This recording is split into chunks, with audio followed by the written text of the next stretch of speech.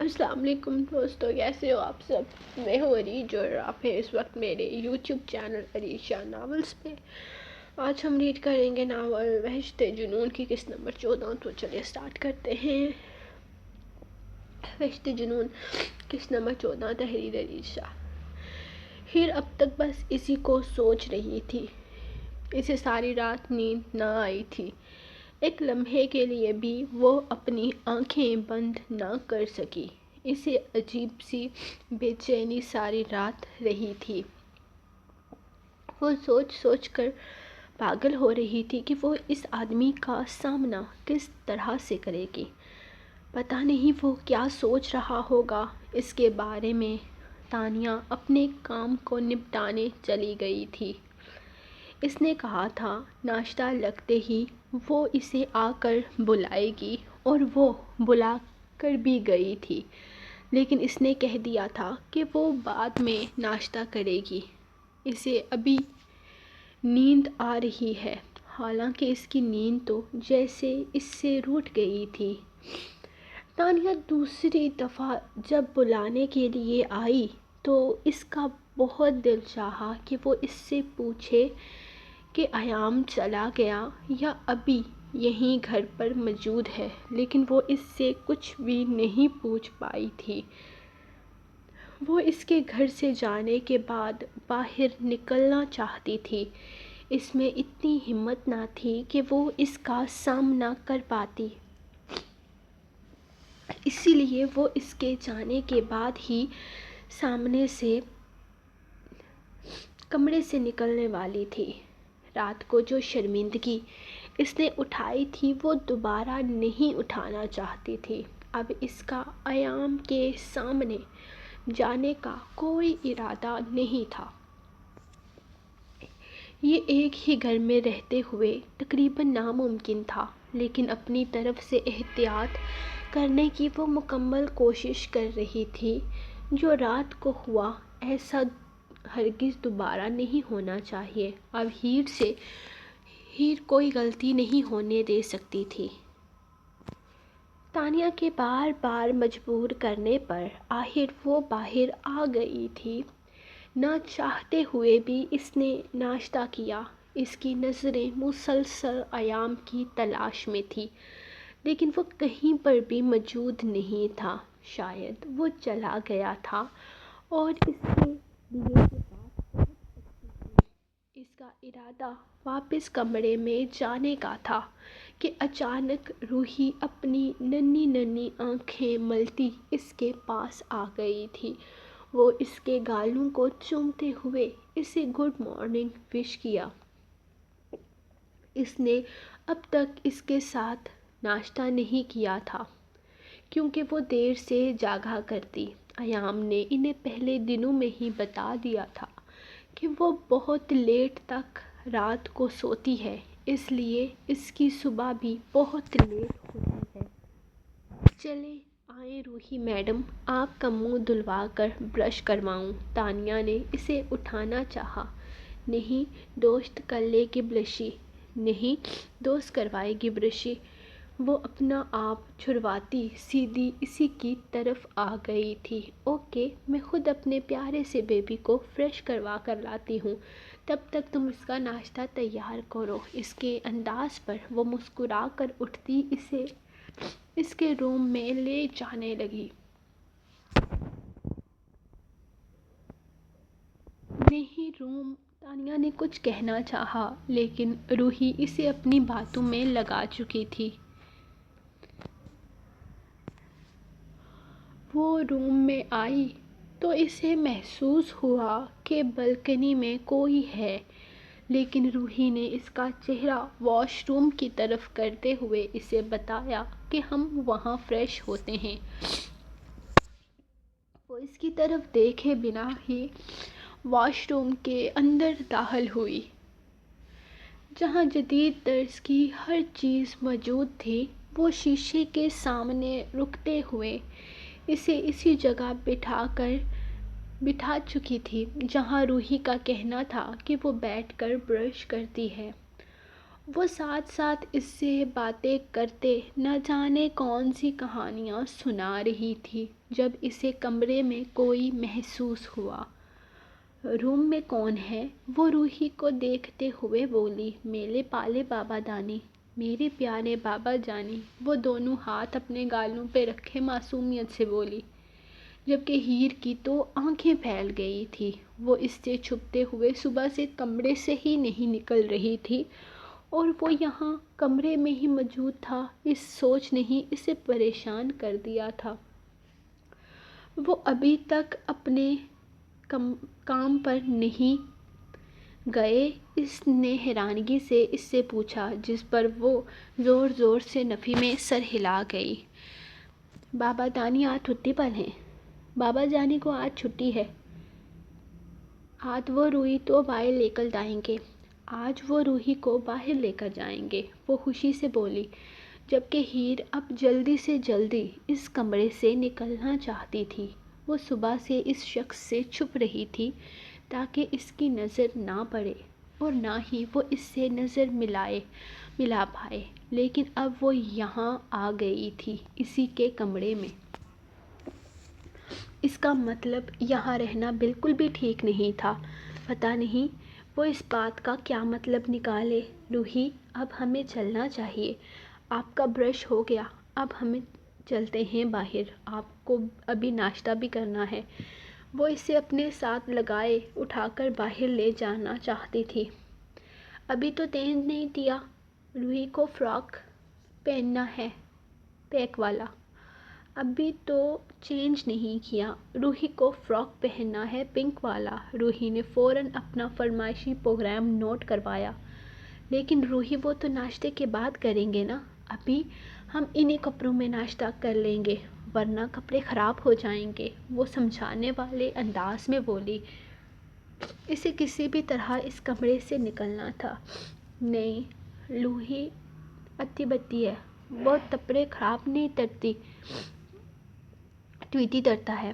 نہیں، روحی اچھی بچی ہے، وہ کپڑے خراب نہیں کرتی، ٹویٹی کرتا ہے، وہ اپنی صفائی پیش کرتے ہوئے اسے یقین دلاتے ہوئے بولی۔ اسے روحی کی معصومیت پر بہت پیار آیا تھا۔ وہ نہیں جانتی تھی کہ وہ یہاں سے کیوں جانا چاہتی ہے، وہ تو بس اسے بتانے کی کوشش کر رہی تھی کہ وہ اچھی بچی ہے۔ میری جان، میں جانتی ہوں آپ بہت اچھی بچی ہیں، بس میں چاہتی ہوں کہ اب آپ پہلے ناشتہ کر لو۔ اس کا مطلب سمجھتے ہوئے وہ اسے اٹھا کر باہر لے جانے لگی۔ وہ ایک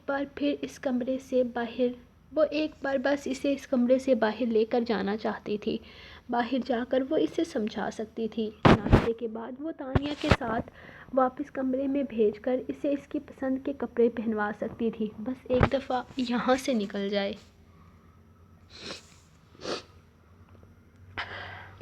وہ واش روم سے باہر نکلی تو اسے الماری میں کچھ ڈھونڈتے ہوئے پایا۔ اسے مخاطب کیے بنا وہ روحی کو اٹھا کر تیزی سے کمرے سے نکل گئی۔ اس نے اپنی سانس روک کر رکھی تھی، یہ نہ ہو کہ وہ اسے پکار بیٹھے، لیکن اس نے نہیں پکارا تھا۔ وہ آسانی سے کمرے سے نکل گئی تھی اور باہر نکلتے ہی اس نے گہرا سانس لیا، جیسے وہ ایام کے کمرے سے نہیں بلکہ کسی بہت خونخوار جگہ سے نکلی ہو۔ ایام نے کمرے میں کسی کی موجودگی کو محسوس کرتے ہوئے دروازے کی طرف دیکھا اور پھر اس کے انابی لبوں پر تبسم بکھر گیا۔ السلام علیکم ایام لالا، کیسے ہیں آپ؟ سب ٹھیک تو ہے نا؟ آپ نے اتنی صبح صبح مجھے فون کیا؟ سعد نے فون اٹھاتے ہی اس سے کہا تھا۔ وعلیکم السلام، سب ٹھیک ہے الحمدللہ، مجھے تم سے کچھ ضروری بات کرنی ہے اور تم میرے ہر سوال کا صحیح سے جواب دو گے۔ دیکھو سعد، میں تمہارے بارے میں سب کچھ جانتا ہوں، تم کہاں ہو، کیا کر رہے ہو اور تمہیں کیا پریشانی ہے، ایک ایک بات۔ اب تم مجھے خود سب کچھ بتاؤ گے یا پھر میں خود تمہارے سامنے تمہارے راز کھولوں؟ ایام دھمکی نہیں دیتا تھا، وہ سامنے والے کی ساتھ کو ہلا کر رکھ دیتا تھا۔ اسے ہوا میں تیر چھوڑنے کی عادت نہ تھی، وہ ہر چیز کی پوری تفتیش کر کے ہی کوئی فیصلہ کرتا تھا۔ جو کام تم نے کیا ہے نا، اس کا مجھے افسوس ہے۔ تم میرے بھائی ہو، تم مجھ سے مدد مانگ سکتے تھے، مجھ سے کہہ سکتے تھے، لیکن تم نے غلط راستہ اختیار کیا اور یقیناً اسی وجہ سے تم اتنے مسائل کا شکار ہو۔ میں چاہتا ہوں کہ تم مجھے سب کچھ بتا دو۔ اب بھی تمہارے پاس وقت ہے، ہو سکتا ہے کہ میں تمہاری کچھ مدد کر سکتا ہوں۔ کچھ معاملوں کو میں تم سے بہتر طریقے سے حل کر سکتا ہوں۔ ان لوگوں کے بارے میں سب کچھ نہ صحیح لیکن کچھ نہ کچھ جان چکا ہوں۔ وہ کون تھے، کہاں سے آئے تھے، کافی انفارمیشن ملی ہے، اور باقی کی انفارمیشن تم دو گے، اور اگر نہیں دو گے تو تم جانتے ہو میں کیا کر سکتا ہوں۔ وہ اپنی بات مکمل کرتے ہوئے اس کے جواب کا انتظار کرنے لگا۔ اپنی بات مکمل کرنے کے بعد دوسری طرف سے جواب کا وہ منتظر تھا۔ اس نے مزید کچھ نہیں کہا۔ اب بولنے کی باری سعد کی تھی۔ چلو جلدی چلو، آئس کریم کھانے جانا ہے۔ چلو جلدی کرو، آئس کریم کھانے جانا ہے۔ روحی اس کا ہاتھ تھامے اسے اٹھا رہی تھی۔ نہیں روحی میری جان، آپ کو پتہ ہے نا میں باہر نہیں جاتی۔ وہ اس کے ننھے ہاتھوں کو اپنے ہاتھوں میں تھام کر اسے سمجھانے والے انداز میں بولی۔ آپ تو ڈر لگ رہا ہے، آپ مت ڈرو، میرے بابا جانی ہیرو ہیں، وہ گندے انکل تو ڈشو کر کے ماریں دے۔ آپ کو ڈر لگ رہا ہے نا، آپ ڈرو مت، میرے بابا جانی ہیرو ہیں، وہ گندے انکل کو ڈشو کر کے ماریں گے۔ وہ اس سے اپنے باپ کی پاور دکھاتی اس کا ہاتھ تھامے اسے اٹھنے کے لیے کہہ رہے تھے۔ اور کتنا ٹائم لگے گا روحی آپ کی دوست کو آنے میں؟ اگر اب آپ نے وقت لگایا تو میں اکیلے چلا جاؤں گا باہر سے، اسے آواز آئی تھی۔ ارے چلو نا، روحی بے چینی سے کہنے لگی۔ روحی میڈم گاڑی سٹارٹ ہو گئی ہے، جلدی کریں، تانیہ اندر داخل ہوتے ہوئے بولی۔ تانیہ یہ ضد کر رہی ہے کہ میں اس کے ساتھ چلوں، وہ تانیہ کو دیکھتے ہوئے بولی۔ ہاں سر تمہارا ہی تو ویٹ کر رہے ہیں، چلو جلدی چلو۔ یار سر کو اتنا ویٹ کرنے کی عادت نہیں ہے، وہ بھی روحی کے انداز میں اس کا ہاتھ تھامتے ہوئے بولی تو اسے نہ چاہتے ہوئے بھی اٹھنا پڑا۔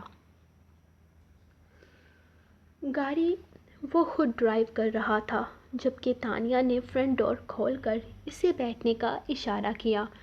وہ اس کے ساتھ کیسے بیٹھتی، لیکن سب کے سامنے انکار کرنا بھی اسے عجیب لگ رہا تھا۔ جلدی کریں روحی کی دوست صاحبہ، ہم پہلے ہی بہت لیٹ ہو چکے ہیں، مجھے گھر واپس آ کر ایک آن لائن میٹنگ اٹینڈ کرنی ہے۔ وہ اسے یوں ہی باہر کھڑے دیکھ کر کہنے لگا تو وہ بھی گاڑی کے اندر بیٹھ گئی، جبکہ اسے بیٹھتے ہی گاڑی سٹارٹ ہو گئی تھی۔ روحی پیچھے بیٹھی ہوئی تھی، جبکہ تانیہ وہیں سے گھر کے اندر واپس چلی گئی تھی۔ مطلب وہ ان کے ساتھ نہیں آنے والی تھی۔ اس سوچ نے ہی اسے پسینے میں شرابور کر دیا تھا۔ وہ اس کے ساتھ اکیلی ہے۔ جب روحی نے پیچھے سے ہگ کرتے ہوئے اسے اپنے ساتھ کا احساس دلایا تو وہ بے ساختہ مسکرا دی۔ وہ ایک ریسٹورنٹ میں لے کر آیا تھا، وہ اسے باہر آنے کے لیے کہتا، خود روحی کے سائیڈ کا دروازہ کھولتا اسے اٹھائے باہر لے آیا۔ روحی لنچ نہیں کرے گی، وہ آئس کریم کھائے گی۔ روحی لنچ نہیں کرے گی، وہ صرف آئس کریم کھائے گی، وہ اسے ریسٹورنٹ کے اندر لے جاتے ہوئے کہنے لگی۔ پہلے روحی لنچ کرے گی اور اس کے بعد کھائے گی۔ وہ اس کے گال چومتے ہوئے ایک نظر پیچھے دیکھنا نہیں بھولا تھا۔ وہ اس کے ساتھ ساتھ ہی قدم اٹھاتی اندر آ رہی تھی۔ ارے ایام صاحب، آپ نے شادی کر لی، یہ معجزہ کب ہوا؟ ہمیں تو اپنے کانوں کان خبر نہیں ہونے دی۔ ہم تو اتنے سالوں سے آپ کی شادی کی کارڈ کا انتظار کر رہے ہیں۔ پہلے آپ نے اچانک کسی سے شادی کر لی اور پھر بیٹی بھی ہے ماشاءاللہ سے، اور اس کے بعد آپ نے دوسری دفعہ پھر سے شادی کر لی اور ہمیں پتہ بھی نہیں چلنے دیا۔ اچانک ایک آدمی اس کے پاس آ کر رکتے ہوئے اس سے کہنے لگا۔ اس کا انداز کافی خوشگوار تھا، لیکن اس کے انداز میں کچھ حد تک جلن بھی محسوس کی تھی ہیر نے۔ ایام سکندر ہر کام سکون و اطمینان سے کرتا ہے۔ آپ کو میری شادی کا کھانا کھانے کا مجھ سے زیادہ شوق ہے، فکر مت کیجیے، ریسیپشن کا کارڈ بھیج دوں گا آپ کو، وہ بھی خوشگوار انداز میں بولا۔ ہیر کو نہ جانے کیوں اس کے انداز پر غصہ آیا تھا۔ وہ اس آدمی کی غلط فہمی دور کرنے کی بجائے اسے اپنے ریسیپشن کی دعوت دے رہا تھا، اور اس کے بعد تو اس نے حد ہی کر دی۔ وہ اس آدمی کو خدا حافظ کہتے روحی کو یوں ہی اٹھائے اس کا ہاتھ تھام کر اندر کی جانب لے گیا۔ ہیر اس سب کو ہینڈل نہیں کر پا رہی تھی۔ وہ اس آدمی سے بات کرنا چاہتی تھی۔ وہ کسی کو اس طرح کی غلط فہمی میں کیسے رہنے دے سکتا تھا؟ اس نے سوچ لیا تھا، یہاں نہیں لیکن گھر جاتے ہی وہ اس سے اس بارے میں بات ضرور کرے گی۔ اس کے بعد ان دونوں کے درمیان کوئی بات نہیں ہوئی تھی۔ روحی کبھی اس کے ساتھ تو کبھی اپنے باپ کے ساتھ باتوں میں مگن رہی، جبکہ وہ تو بس گھر واپس آنے کا انتظار کر رہی تھی۔ تھوڑی دیر کے بعد وہ واپس آ کر گاڑی میں بیٹھے۔ ان دونوں ہی ایک دوسرے کو مخاطب نہ کیا اور واپسی کا سفر شروع ہوا۔ گھر آنے کے بعد وہ اپنے کمرے میں آ گئی تھی۔ اس کا اب اس کمرے سے نکلنے کا کوئی ارادہ نہ تھا۔ تانیہ تھوڑی دیر اس کے پاس بیٹھ کر واپس چلی گئی تھی۔ اس نے 2-3 دفعہ سعد کو فون کرنے کی کوشش کی، لیکن اس نے اس کا فون نہیں اٹھایا۔ اس نے یہی سوچا تھا کہ وہ جلدی سے جلدی یہاں سے واپس جانے کی بات کرے گی، لیکن سعد تو اس کا فون ہی نہیں اٹھا رہا تھا۔ پھر اس نے امی جان کو فون کرنے کی کوشش کی، لیکن انہوں نے بھی فون نہیں اٹھایا۔ بہت سوچنے کے بعد آخر اس نے یہی فیصلہ کیا کہ وہ ایام سے بات کرے گی اور اسے کہے گی کہ وہ اسے امی کے پاس چھوڑ آئے۔ اپنی ساس اور شوہر کے بغیر اس کا یہاں رہنے کا کوئی ارادہ نہیں تھا۔ وہ کل رات کے بعد تو ویسے بھی اس کا سامنا نہیں کرنا چاہتی تھی۔ بس ایک بار وہ سعد سے بات کر لے، اس کے بعد وہ یہاں سے چلی جانا چاہتی تھی۔ اسے یقین تھا کہ کل رات کے بعد ایام بھی اب اس کی بات کو مان جائے گا۔ ایام جی، مجھے آپ سے بہت ضروری بات کرنی ہے۔ وہ اسے نیچے ٹہلتے دیکھ کر اس کے پاس آ گئی تھی۔ ہاں ہیر، مجھے بھی تم سے بات کرنی ہے، بلکہ مجھے تم سے محبت ہو گئی ہے۔ آئی لو یو ہیر، وہ جذبات سے بوجھل لہجے میں بولا، جبکہ سامنے کھڑی لڑکی پر تو جیسے آسمان آ گرا تھا۔ اتنی گھٹیا بات وہ سوچ بھی کیسے سکتا تھا؟ ایک بچی کا باپ ہونے کے باوجود وہ اپنے ہی کزن کی بیوی سے اتنی گھٹیا گفتگو کر رہا تھا۔ کیا بکواس کر رہے ہیں آپ؟ آپ کا دماغ تو خراب نہیں ہو گیا؟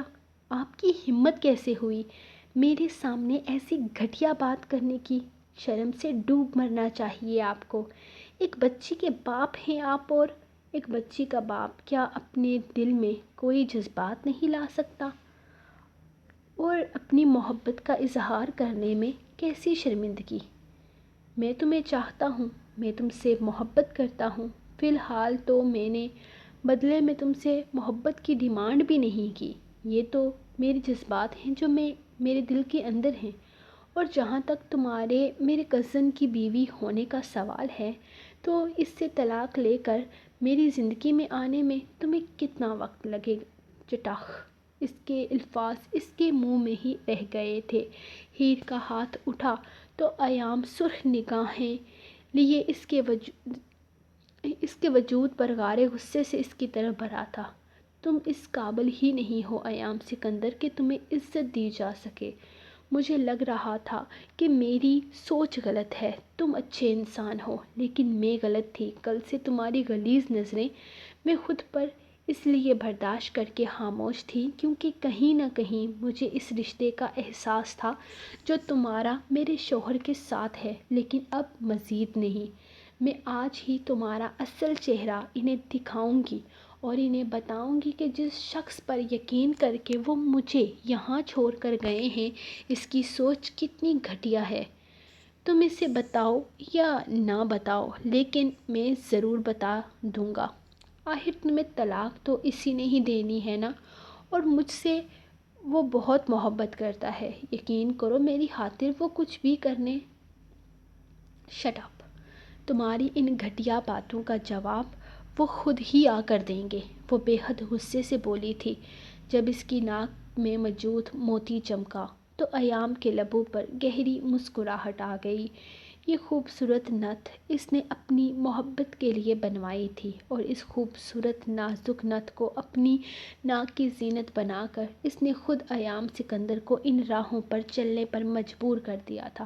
اب وہ پیچھے نہیں ہٹ سکتی تھی، اور اگر وہ واپس ہی نہ آئے تو وہ اس کی طرف جھک کر بولا تو اس کے خطرناک ارادوں سے گھبرا کر وہ پیچھے ہٹی، جب اسے پیچھے سے معصومانہ آواز سنائی دی، بابا دانی، آپ نے تو کہا تھا کہ اب آپ ہیر سے نہیں ملیں گے۔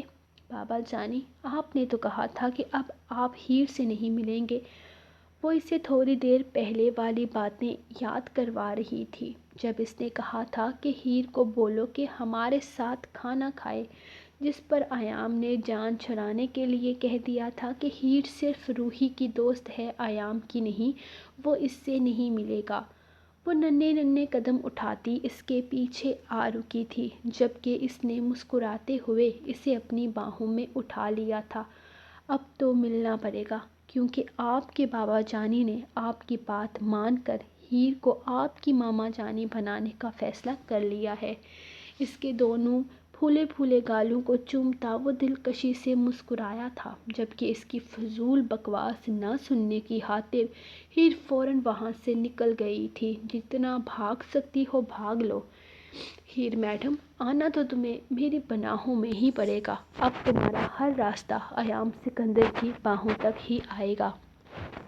سو گائز، یہ رہی آپ لوگوں کی آج کی ایپیسوڈ، جو کہ میں نے بہت مشکل سے ریکارڈ کی ہے۔ تو انشاءاللہ ہم ملیں گے کل۔ گائز، میرے گلے میں بڑا درد ہو رہا ہے، آپ لوگ دعا کیجیے گا کہ میرے گلے میں آرام آ جائے۔ پتہ نہیں کیوں آج نا وہ میں چارپائی سے نیچے سے وہ چیزیں نکال رہی تھی تو اچانک نا میری گردن کے پاس سے درد ہونی شروع ہوئی ہے، اور پھر میرے گلے میں بھی درد ہو گیا، میرے بازو میں بھی درد ہو گیا۔ تو ابھی بھی نا میں نے ریکارڈنگ سے پہلے مساج کروائی ہے گردن کی اور بازو کی، تو اس کی وجہ سے مجھے اتنا درد تھا کہ میں رونے لگ گئی بیٹھ کے۔ تو آپ لوگ پلیز دعا کیجیے گا کہ مجھے آرام آ جائے۔ تو ہم ملیں گے آپ کو نیکسٹ ایپیسوڈ میں کل، تب تک کے لیے اپنی رائٹر کو دیں اجازت اور دعاؤں میں یاد رکھیں۔ اللہ حافظ۔